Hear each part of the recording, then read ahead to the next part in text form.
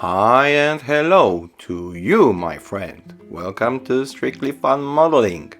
And what's on the menu today? Well, my precious, my precious. Yeah, today on the menu is something really special. Sturmmorser Tiger, aka Sturmtiger. And this is a piece of interesting machinery. And who could design such a monster? Of course, well, Nazis. And now, few words about the set itself. The box is really huge and quite heavy. Well, not as heavy and big as the Panther set, both made for us by rifled models, by the way. Oh boy, just look how happy I am. And now let's just see what kind of goodies do we have in here. This part always feels just like Christmas. You know what I mean? Standard RFM instruction. This time I wasn't so happy with its design, but I will get back to this.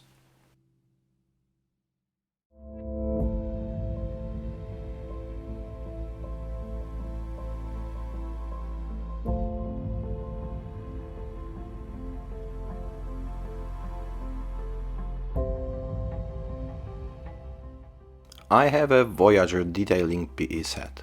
Unfortunately, it does not include details for interior, but, well, you just can't have it all.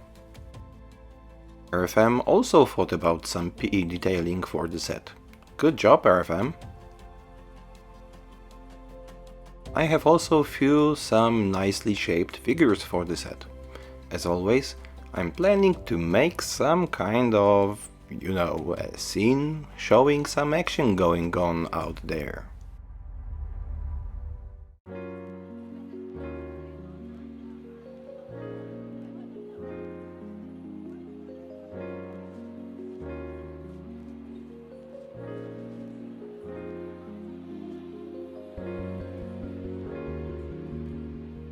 I also bought the set of transfer packaging for Sturmtiger shells, which I need for diorama purposes. Yes, there will be finally a diorama build video soon.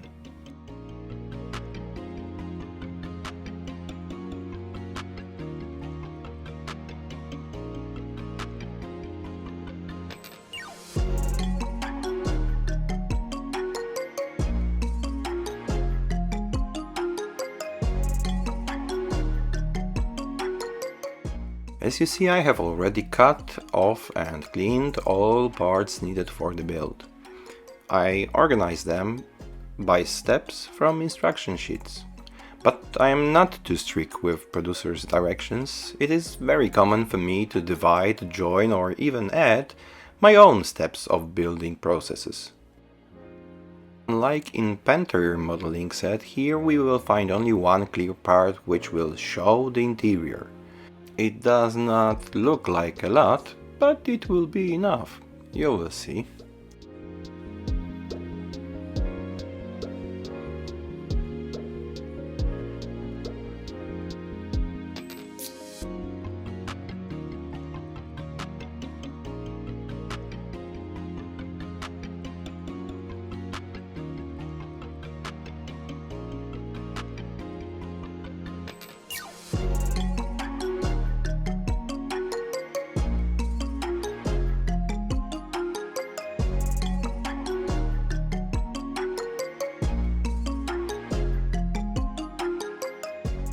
And again, just look how excited I am to start. Okay, so let's not waste any more time and get on with the build.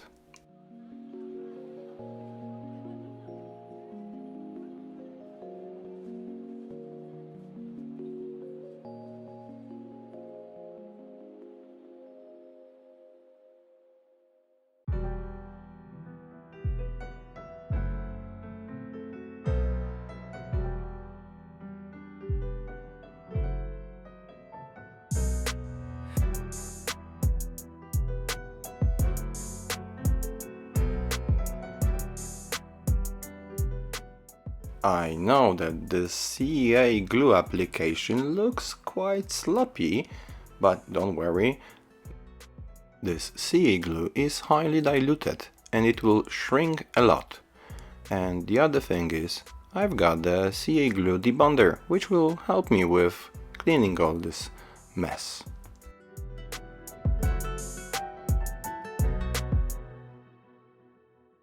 At this stage of the build, everything was going smooth and pretty nice.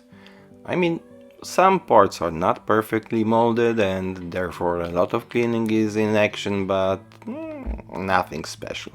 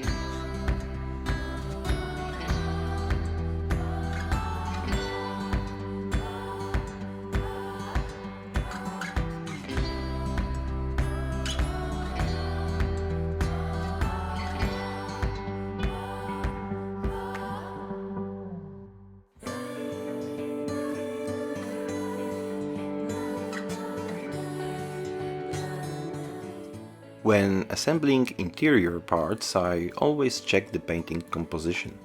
Sometimes it is worth to wait with assembly and paint individual parts or already built sub-elements separately. It will not only make painting different colors easier, obviously, but also will help you to reach with painting everywhere. No elements will cover up and stand in your way.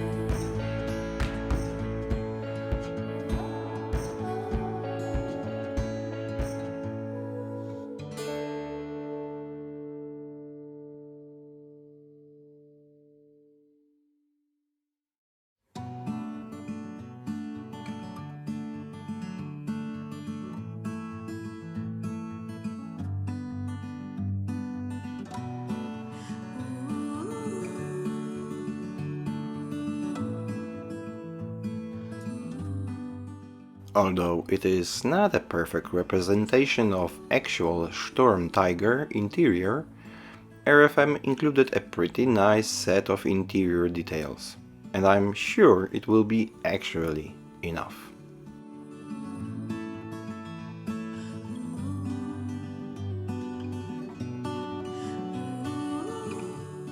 RFM details are really nice. It is such a shame that at the same time it is so hard to clean. I had some 3D printed lamps set. Maybe it is the time to use it.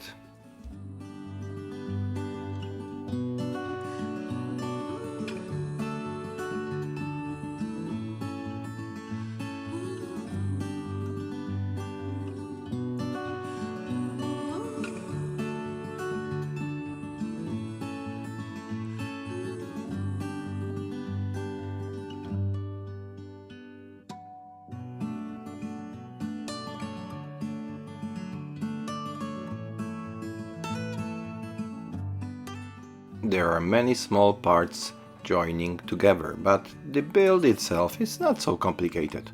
Sure, instructions could be more clear and some solutions of assemble engineered by RFM are, let's go with unusual.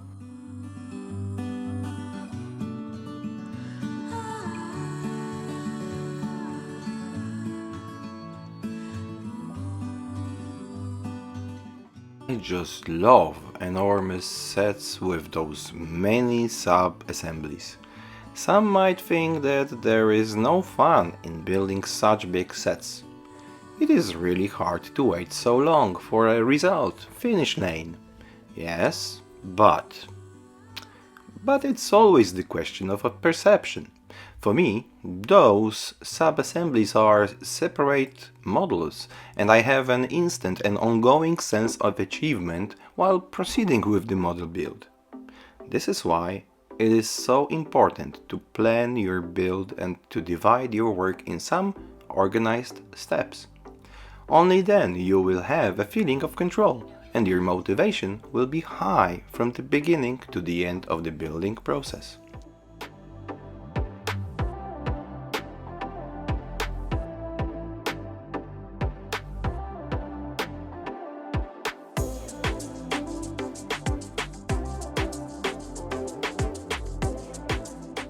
It is always so rewarding when you look how the pile of individual parts laying on the desk by some magic, which is happening in your hands, become a final, consistent element. And even then, there is still something worth waiting for, because this element joined with the other ones will magically build up finally the whole model.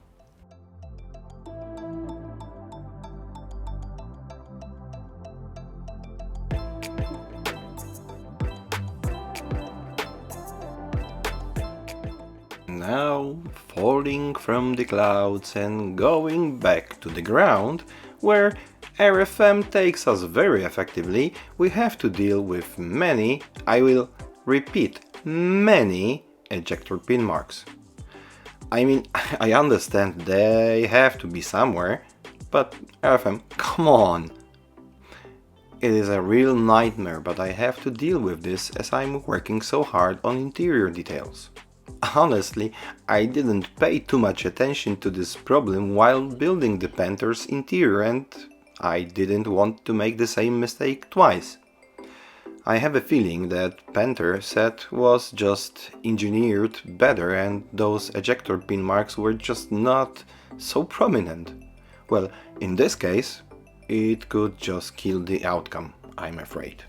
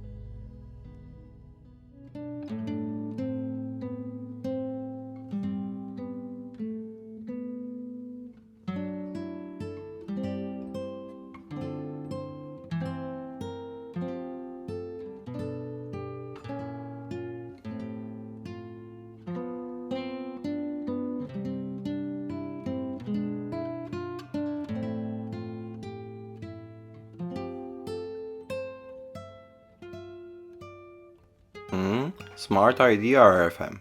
You can do all the detailing of upper hull interior on separate plates before setting the interior into hull. It's a pity I didn't listen to RFM directions this time. I decided to assemble upper hull and only then start to detail internal walls. I thought it would be easier to handle and work only on one big element such as upper hull instead of arming 4 plates separately. So, I was wrong. Don't do it. Why? I'll just show you in the moment.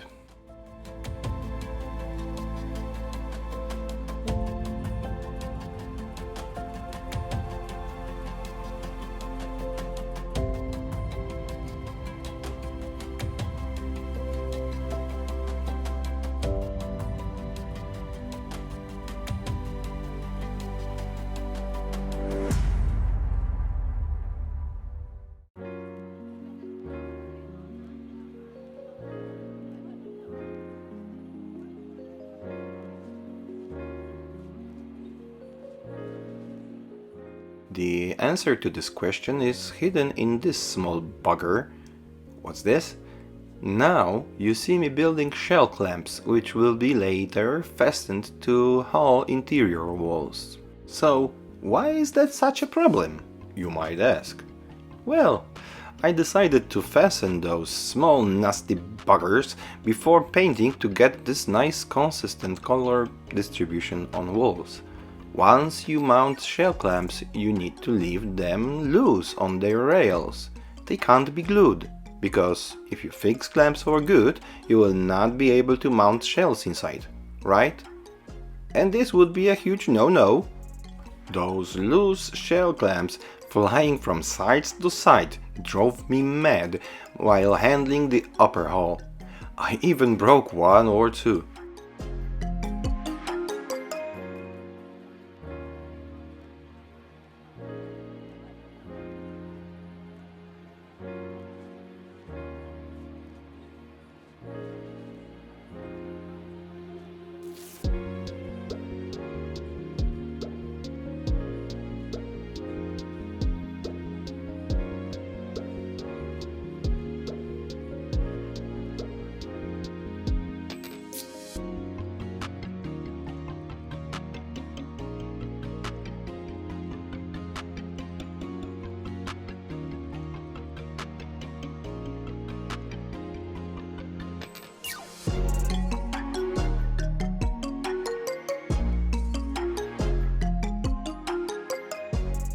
You better be really careful while assembling the barrel and gun mechanism. It is very hard to follow instruction steps in this area and not get lost. I had to go back and forth few times in here.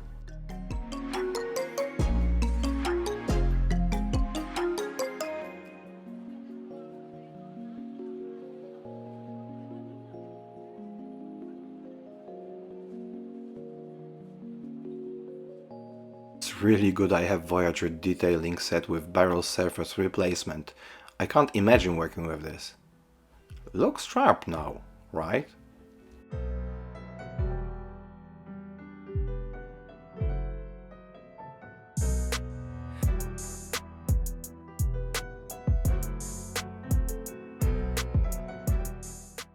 Okay, so it is now the highest time to blow some colors on our Sturmtiger. Of course, mandatory primer layer covered all interior. I used black primer as it will help me to build deeper contrast and bring out sharper transition of colors.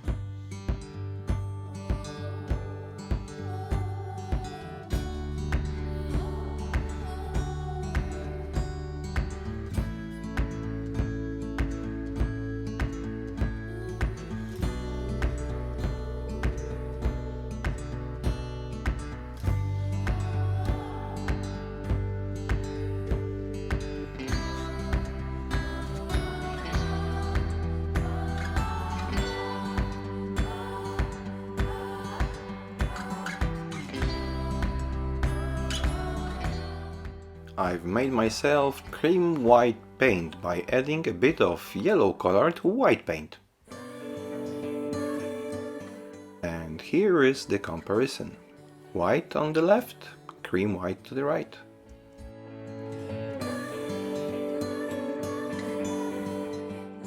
I use highly diluted paint, which helps in building this subtle blur effect on the edges of objects. You just have to slowly and patiently build the color layer by layer.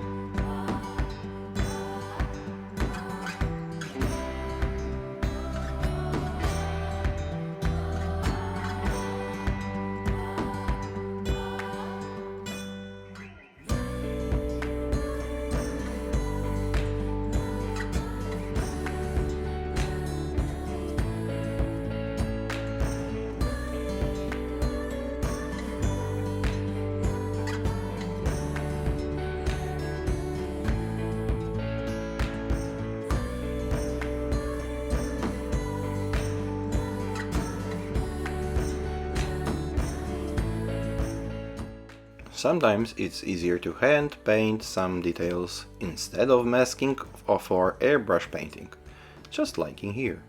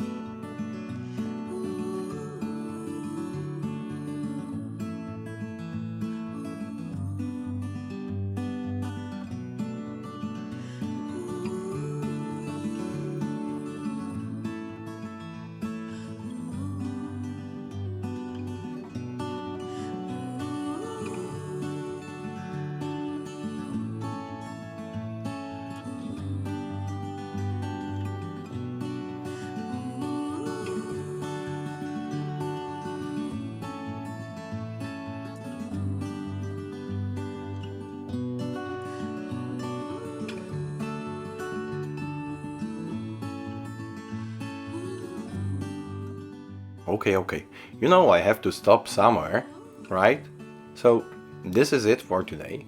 In the next episode we will finish assembling all interior details and get ready for external detailing.